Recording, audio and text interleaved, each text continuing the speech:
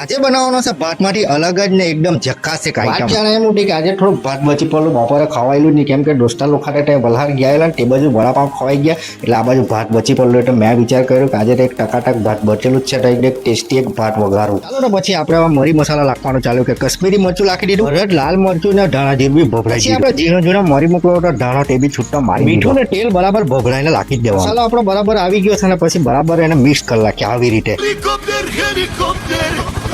Fry pen લઈ લીધું છે, ગેસ ચાલુ કરીને ફ્રાય પેન ગરમ મૂકી દીધું. ફ્રાય પેન ગરમ થઈ ગયું એટલે ઉપરથી ઢોરી મીઠું તેલ, પછી ઉછાળીને નાખી દીધું આપણે રાઈ ને જીરું. રાઈ જીરું બરાબર ટટરાઈને પછી થોડીક હિંગ નાખી દીધી ને પછી મરચા કુડિયા કરતા તેનો અંદર કુડાઈ નાખ્યા. પછી બે એક લીમડીના ડાળખા લીધા, તે માર્યા છૂટા ને પછી જરા કાંદા, ટામેટા ને શિમલા મરચા તેનો અફારી જ મૂક્યા. વેજીટેબલ આપણું પૂરું આવી ગયું છે, પછી એને બરાબર ચારવી કાઢીએ ને આવી રીતે.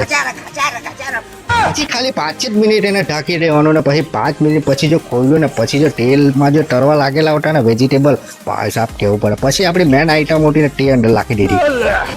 પછી આપણે બરાબર એને બી બરાબર ચારવી કાઢ્યું, ઉપરથી નીચે ને નીચેથી ઉપર કરી નાખ્યું. પછી આપણે ખાલી 2 જ મિનિટ અંદર ઢાંક્યું ને પછી જો ભાઈ સાહેબ પાછું ખોલ્યું ને એક નંબર બનીને તૈયાર આપણા ભાત. કેવું પડે એક નંબર ને ટકાટક આ રેસીપી બનીને તૈયાર થઈ ગઈ છે આપણી.